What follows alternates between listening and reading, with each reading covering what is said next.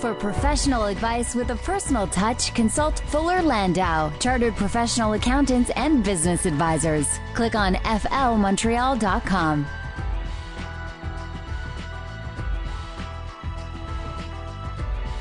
Welcome to today's Entrepreneur, a program about the entrepreneurial spirit that drives Quebec business. My name is Dan Delmar, along with Fuller Landau's Josh Miller. Hello, Josh. Hello. How are you this evening? Excellent. Great. And we'll get to our profile of the night, Manette Maluski of Bacal Insurance, in just a few minutes.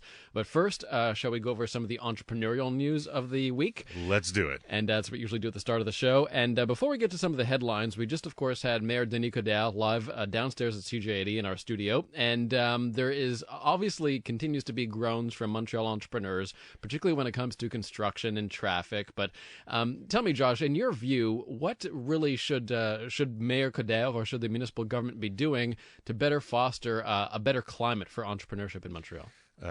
Well, we can probably spend the whole hour just talking about that. But certainly quickly, I mean, the whole goal, I mean, the world is getting smaller. How can we attract people to the city so that our economy can grow not just with the people that live and work here and trying to grow their own business, but attracting other people? How do we make it easier for them to get around? You talk construction. How do you make it easier for them or attract them to come and visit our location? That's kind of one aspect, to bring in other people. The Grand Prix that comes in, I mean, it's a huge moneymaker for the city because it attracts so many people, just like the festivals. They come in and they attract a lot. So what else can be done by the city as incentives to get people to come in? I would say, movement around the city is probably, you hear a lot of gripes from entrepreneurs, and we've had a few on air that say, I had to survive 2-3 years with the street work, in front of me, and what I had to reinvent or do and survive just so that people knew they could walk into the store and not be caught. So that's kind of a big thing. And you're always going to have construction, but can there be enough communication so that we know what's happening? And certainly when it comes to parking, I think is probably a big issue for a lot of people. Taxes as well. Do you hear that complaint a lot? Well, taxes, no question, it's always there. The question is, what are they going for? And are they going to really help improve the business environment, or are they going to help other areas that maybe are a little ancillary that don't directly affect? And I think that's where some of the misunderstandings come in. I think a lot of it is, do we know what's happening with the money that goes out? And while a number of people know, I think the average entrepreneur isn't 100% sure.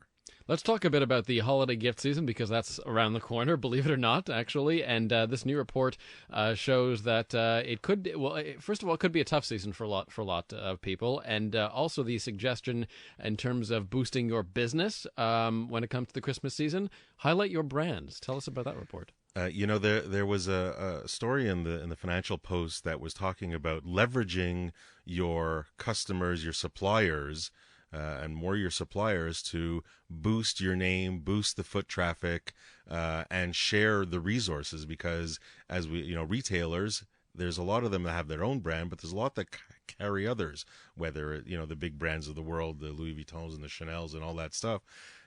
Use them, leverage them, because they all have their marketing budgets too, and they all want to display their product and have their product well known throughout.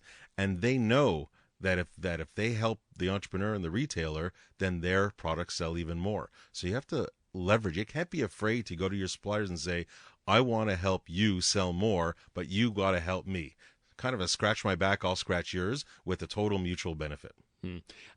China continues to have large interest in Canada for energy, but for other things too. This story is also from the Financial Post, is about wine. Tell us about the incursion of Chinese investors in that Canadian industry. Well, in this particular example, it's about wine in the BC region, and this Chinese investor that came in, and the father was supporting the efforts of his daughter. But the message here is more about where are capital investments coming from to begin with, and can the influx of money coming in from overseas really help business? You have a bit of a mixed thought process on it, saying, well, they're taking, it should be Canadians that grow Canadian business, but there is at some point a limited amount of capital, and if we can influx a lot of money into the Canadian system, well, then certainly that can only benefit in the long run. Creating jobs, creating a flow of goods, and it's not just about bringing money into our system. It's also about knowing that the world is getting smaller and being able to export that product back to where the investment came from, and that drives an economy. Well, let's deal with coffee wars really quickly here, because some disappointing news from Second Cup, of course. It not doing so well in terms of the coffee wars between Starbucks, Tim Hortons, McDonald's. They posted a $26 million loss in the third quarter of this year, 10th consecutive quarterly decrease in sales. What's going on with Second Cup? I mean, essentially, we're all dealing with the same product here. Is it a question of marketing? Well, I think there's a couple of aspects at play here. Certainly marketing. I mean, to differentiate yourself between one coffee company and another, it's all coffee. I'm not a coffee drinker. I might have my other vices that I drink, but coffee's not one of them.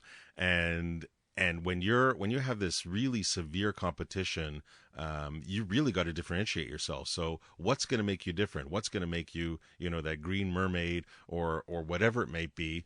How are you going to service it differently? What experience can you give that consumer that's not going to be like everywhere else that's going to drive the business into your door? But that's only the part of it. The other part of it is realizing that, hey, you know what? Not every idea, not every location's a winner. Monitor your business. Look at the numbers. See what's producing. Don't just have a store to have a store.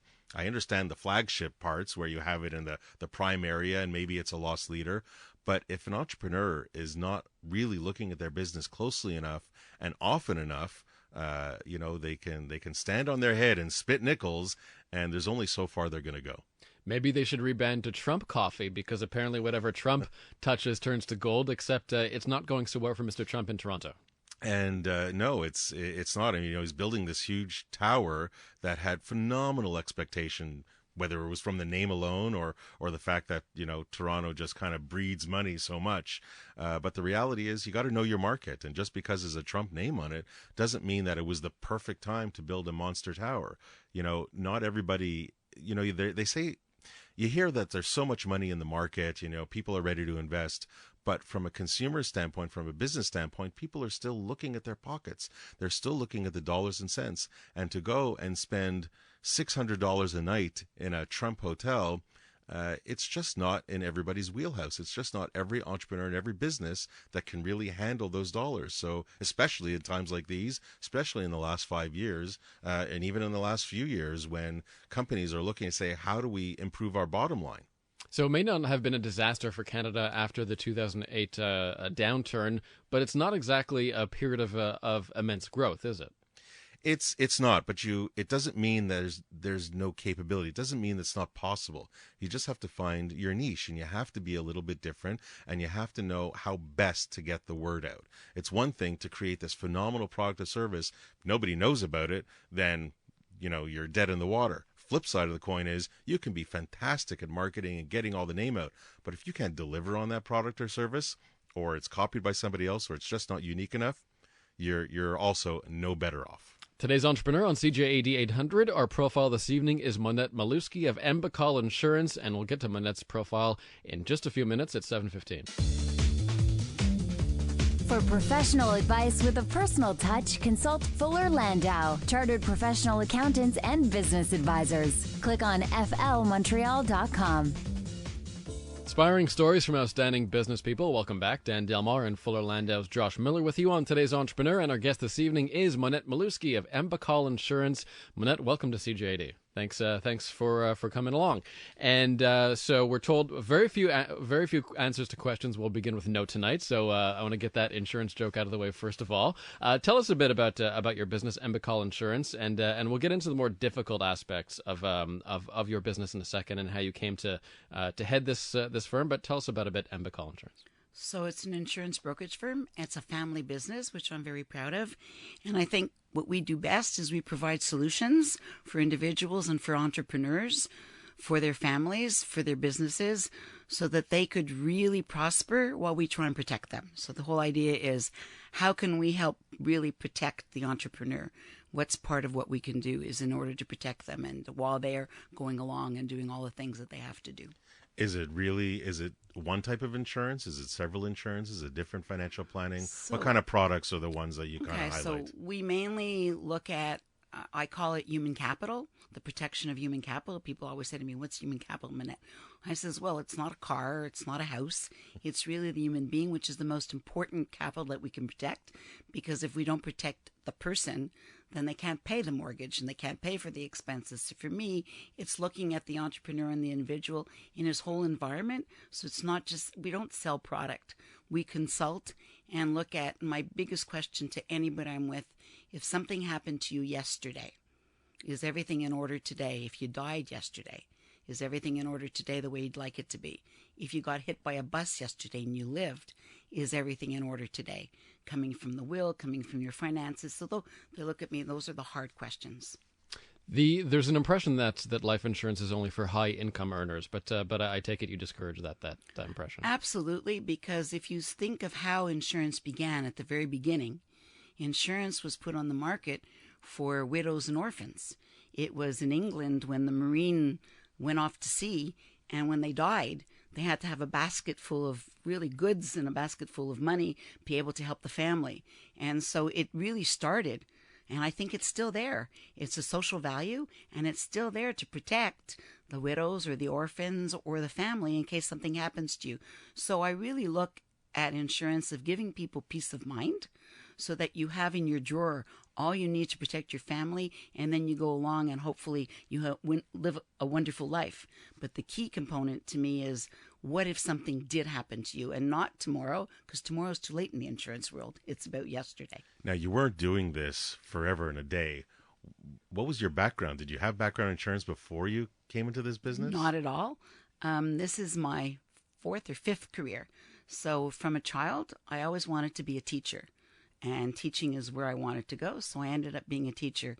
And at the end of the day, it's too long to even tell the whole story, but all the things that I did, I ended up in the insurance world as I always worked for others. So as a teacher, you worked for others.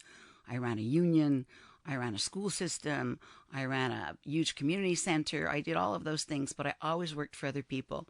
And there was somewhere along the line that I decided that I wanted to work for myself and be an entrepreneur, that I wanted to use my skills basically as an entrepreneur and put it out there and focus on what I could do best.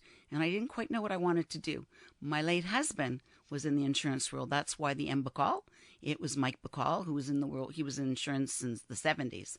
Basically, he had been in the mutual funds before and so on and so forth. And a lot of friends of mine kept telling me that teachers and people in the educational field would make great insurance brokers because you have the skills to talk to people and teach and give knowledge, which often people miss when they want to learn about something. And insurance, to me, the key to it is giving. I'm a teacher. I am teaching people basically how and what to look for. I'm giving them knowledge so that they can make good decisions. So it's not about the product, but it's more about knowledge and understanding of where they are. So it was a natural. And I went back to school. I had originally had my degrees from McGill, from McDonald College, but I went back to get my business certificate. And interesting enough, I'm still in school. I'm this year in my final 2 months of taking a certificate. There's only 115 people across Canada, and it's a certificate that I will become an advisor for family enterprises, because that's really missing. And so that's where I am. Hopefully by February I'll have written all my exams and I will be certified. And Minette Maluski joining us from Bacal Insurance tonight. And after the break, Minette, we'll get into the tragic circumstances under which you became an entrepreneur and how you overcame that adversity. So we'll get to that next. It's 7:24. For professional advice with a personal touch, consult Fuller Landau, Chartered Professional Accountants and Business Advisors. Click on flmontreal.com. Welcome back to Today's Entrepreneur. Our guest this evening is Minette Maluski of Bacal Insurance, and the name Bacal, of course, Minette, is from your late husband, who was head of that company. It took a turn for the tragic. I know it must be difficult to talk about, but if you don't mind, tell us the backstory about how you took over your husband's company and how you sort of worked through the challenges after that. Yeah, that was not an easy one. I had entered the business actually this year in November. It's 20 years. I just realized as I'm talking to you. So I entered in 1994, And for 4 years, I was working with him. But by 1996, he already got sick. He had cancer. And we were working together. But by 1998, he passed away. So the key is that I was doing my own business at the time because he was very comfortable with what he was doing. I was moving to redevelop the side that I knew and the side that I wanted, which was my friends, which were female entrepreneurs, going in a whole different direction than him. And when he passed away, 4 years is not a long time, but I did have 4 years under my belt, which was a good thing. And so I remember saying, okay, he was somebody who didn't use technology. Everything was in his head. So there was very little in the files. I didn't even know who some of my clients were. So what I had to do basically is figure that out. So what I ended up doing is writing all the insurance companies and asking them for a list of my clients. So at least I knew how many clients I had because everything was in his head. It was not, he was an old school guy. And that was Is that fine. very different today? Today you have things Very written different. down Are you and kidding? anybody can Not follow. only written down, you have to compliance with the government today. Are you kidding? All your records, there's all kinds of things you have to put. The compliance today is really heavy. So your clients at the time, or Bacal Insurance clients at the time, were really reliant on your late husband. That's who they knew. That's who they trusted. Absolutely. And now you're stepping in going, who the heck is this person? And how do I trust her? How does she know? How do you get that knowledge? How do you convince those clients that you're okay to deal with, that you can now have that knowledge? So that's a great question because that's exactly, I thought originally that I didn't know how many clients that I could just phone them all. And then I realized I couldn't. So I spent 2 days at home really thinking like an entrepreneur would, figuring out their business plan, where they're going, what they're doing.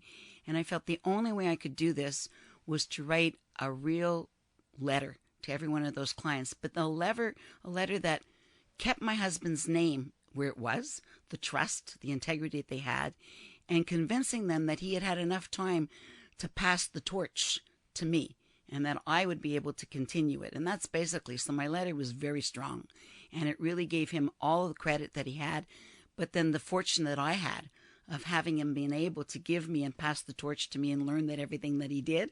And then I told them that I would call them a month before the anniversary date of their policies. But if they wanted to see me before, I would be more than pleased. I had 4 or 5 of them come in. Manette Maluski of Bacal Insurance, our guest this evening on Today's Entrepreneur. More with Ms. Maluski in just a moment at 7:30. For professional advice with a personal touch, consult Fuller Landau, Chartered Professional Accountants and Business Advisors. Click on flmontreal.com. Welcome back to Today's Entrepreneur, presented by Fuller Landau, a program about the entrepreneurial spirit that drives Quebec business. Dan Delmar and Fuller Landau's Josh Miller with you. And our guest this evening is Manette Maluski of Bacal Insurance. And Manette, we're getting to your story. Of course, your husband tragically passed away very suddenly, and then you found yourself sort of having to take over the business, rather quickly. You talk about drafting this letter now to clients saying, things are going to proceed as they are. You're still going to be taken care of. The vast majority of your clients, stick around. How do you then try to grow a business that you're only just sort of now taking over? Can you pick up the story from there? Sure. I was lucky. I don't know if it's luck or what, but 96% of his client base stayed with me. And from there, I think that my business grows by reference. My business grows by referrals. So if you can keep those clients and they're really satisfied with what you're doing, then they're going to refer you to other people as well. So that was part of how I grew my business. There's no question.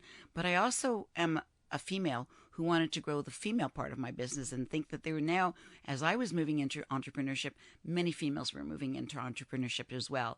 So I made a niche as well to look at what is the female market out there in terms of business? And I went after that market as well. Then I also think that my business is a relationships business. So that if you build good relationships and you build your integrity and the trust even outside of your business, then people can relate that if that's what she can do here, then she can do it in the business. And because I had 25 years behind me of many other things that I did in my life, I was quickly able to move into some of the nonprofit or business centers. So I became a member of the Chamber of Commerce. I was a vice president of the Chamber of Commerce of Montreal. So I put myself out there in many places where I could build my networks and my relationships so that they can help me grow my business. At what point did you ever find yourself spreading yourself too thin? It's a great question. I remember the first time when my husband was still alive, I came in and I had done a really great case, and I had really banged it all on and did everything. And then I was so proud. And I said to him, wow, I should spend a lot less time doing my social vocation and my cultural and community work and more time in the business. And he was really smart. He said to me, but it wouldn't be who you are. You are a person that needs both in your life. So you're going to have to find the balance of how you do both. And I've done extremely well. So I think that that in itself speaks for being able, it is part of who I am. I am this person that wants to give back to society. I came here for Europe with my family from nothing. We were lucky to get educated here, to come to Canada. I'm an immigrant here first, son, I was 5 years old. So for me, we were successful. I have to give back. So I think I always look at a balance between the two. So when you first kind of, after your husband passed away and you concentrated on keeping the client base, did you have a first next step in mind? Like, was growth there? Did you have to gain certain amount of knowledge first? Did you, of course, as you say, spreading yourself too thin, you just wanted to do everything at once? What was kind of the first top of mind thing that you absolutely had to do? So the interesting part is to keep the client. There's no question. The second part is, when you lose somebody, it's a very hard thing. And losing a husband and he was really the love of my life, very difficult. So I threw myself into the business. That's how I ended up focusing, because it gave me an out. It gave me a place that I can go every day, not only hang my hat, but become passionate about what I do. So Josh, you're absolutely right. Knowledge. I had to get much more knowledge under my belt.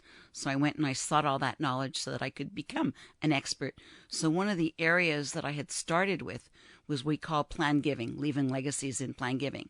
And I became an expert throughout Canada, and I'm known throughout Canada as somebody who's extremely knowledgeable in that field. So I did move in an area that really made a marriage of both of who I am, my vocational comfort, as well as my business acumens.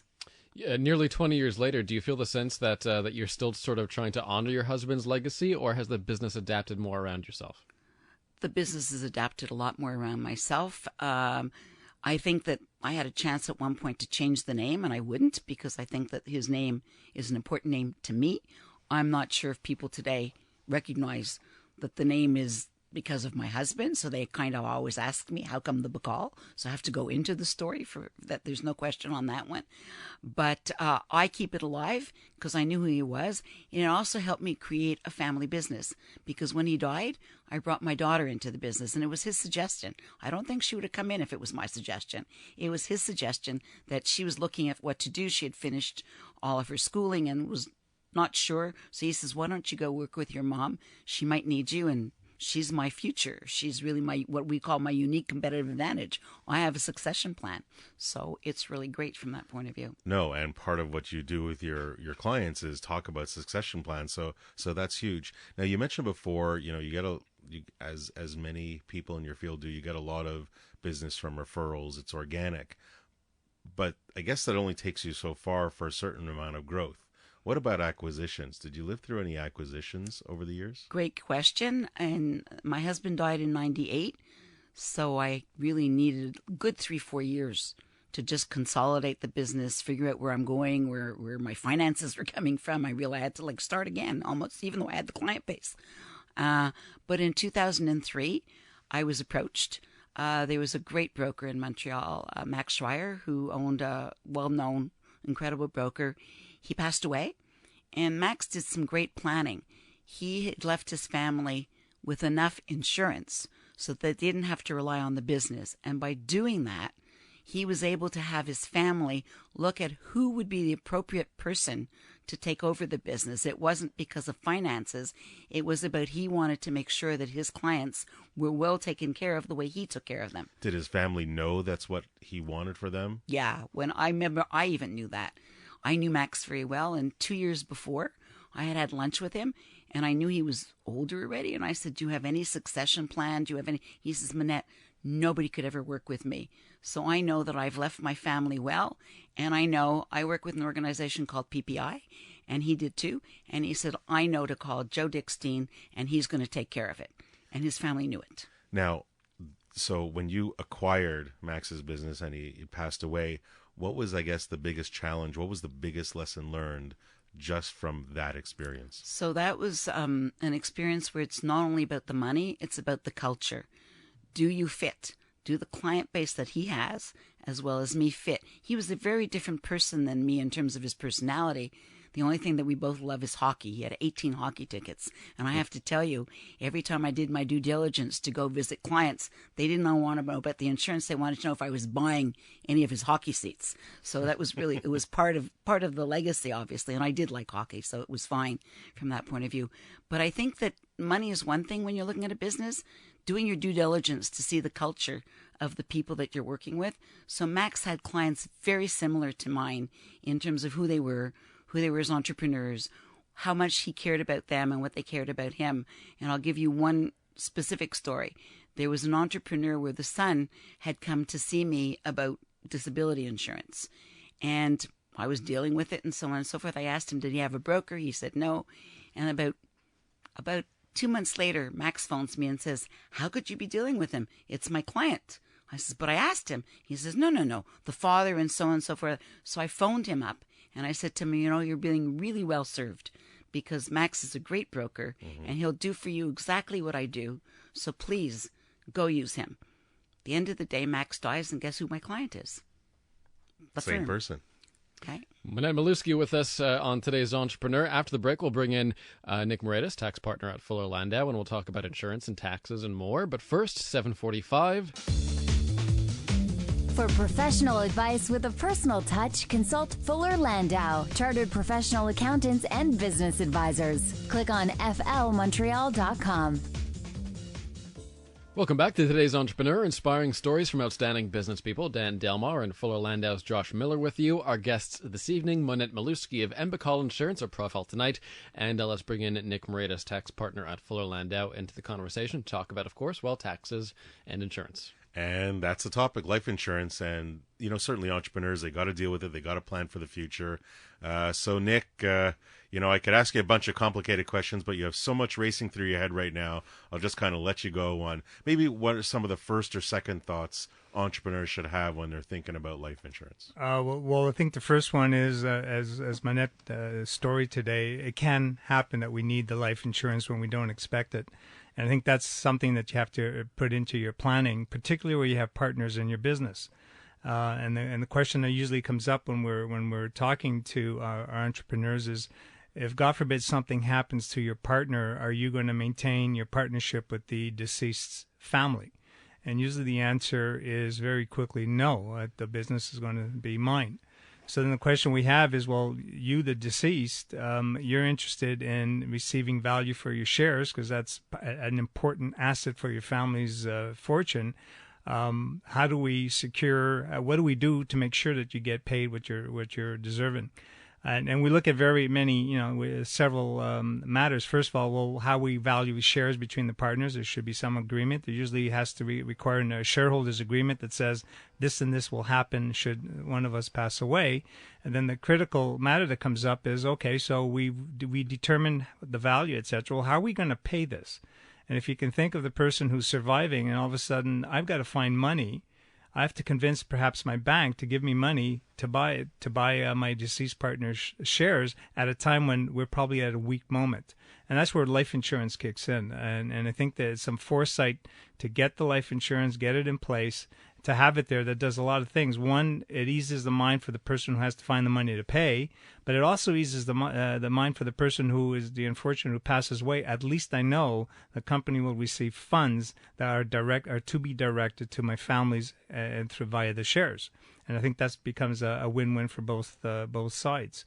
And in all this process, the life insurance, many times you're buying term policies probably that are designed to come in when something will happen or could happen.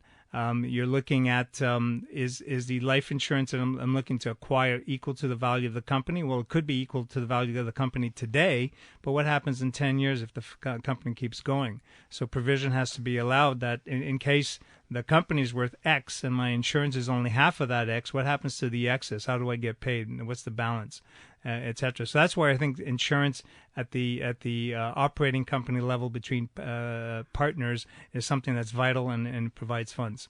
More on taxes and insurance with Nick and with Monette Maluski, who will offer up her one piece of advice for today's entrepreneur. That's next. For professional advice with a personal touch, consult Fuller Landau, Chartered Professional Accountants and Business Advisors. Click on flmontreal.com. 7:56. Welcome back to today's Entrepreneur, inspiring stories from outstanding business people. And in studio with us, Monette Maluski of Bacal Insurance. Her one piece of advice for today's entrepreneur, just moments away. But first, some more tax and insurance chat with Nick Moredas, tax partner at Fuller Landau. And we're talking about, life insurance protection for partners that have operating businesses, but there's certainly a lot more cases, a lot more, whether it's you don't have a partner, whether you have a different type of business, what other things should entrepreneurs look for in life insurance, Nick, if it's not just about partnerships and their operating company? Well, one is just simply the funding of income taxes on death, particularly if you're not bequeathing the assets to a spouse or you don't have a spouse to bequeath them to. And rather than use the estate's own cash to pay the taxes, you have the insurance. And this becomes very important where you're in a situation where you're not very liquid, and that your estate would have to turn around and sell assets probably quickly and maybe not at the best price to get the cash to pay the taxes. So that's one thing for life insurance. What we as tax practitioners also look at is we try to use the insurance to usually post-mortem to mitigate against income taxes, perhaps find techniques to reduce the overall tax bill, and that's something that we then look at insurance for. And insurance is also has become sometimes just as an investment. If you have your RSPs to the max, you have an investment portfolio usually in a holding company after you've sold your business. Insurance does become an investment, an ability to build tax exempt money within the policy that comes to the company on death tax free, and that can flow out to the estate as well tax free. So these are all options that you have to seriously look at and speak to someone who is an insurance specialist, which I do not profess to be. Well, Nick, there's no question the complexity, and I'm sure Monette, after her so many 2 decades of experience, can attest the complexity behind insurance products and what fits the right situation is huge. I think that's the key. It's always knowing your client, listening to your client, understanding your client, and then coming up with the best solutions that fit their needs, not your needs. Now, as we come to the last moments of the show, Monette, as we do with every other show and every other experienced entrepreneurs, we turn to you and say, what one piece of advice would you give to today's entrepreneur? So I would think that you have to stay relevant and current, that you have to be innovative, and in my business especially, and I think in everybody's business, you have to really keep building those relationships. But the primary thing is be passionate and love what you do. And I mean, that's a common theme that we hear very often. Number one, like Nick is suggesting. Number we one, always like hear Nick that is one. suggesting. Yeah. Great advice. I would say the biggest takeaway, and there's always a few, but the biggest takeaway that I got, Dan, out of today's show is keep your eye on the ball. Just know where you're going, regardless of what's going on around you, and maybe as a result of what's going on around you, it's keep your focus, keep your eye on the ball, know exactly what you want to do. In Monette's case, when her husband passed away earlier than anybody wanted, as difficult as it was, she kept her eye on the ball. She took those couple of days to draft this most important letter and to make sure that business continued. She made every effort to keep her eye on the ball, and entrepreneurs can learn a big lesson from that. Monette Maluski of Bacal Insurance. Pleasure meeting you, Monette. Thanks for coming in. Thank you for having me. Thanks, and Nick Moredas, of course, and Josh will be here next week, next Monday night here at 7 o'clock for today's Entrepreneur. The Exchange with Stéphane Gendron is next on CJD. It's 8 o'clock.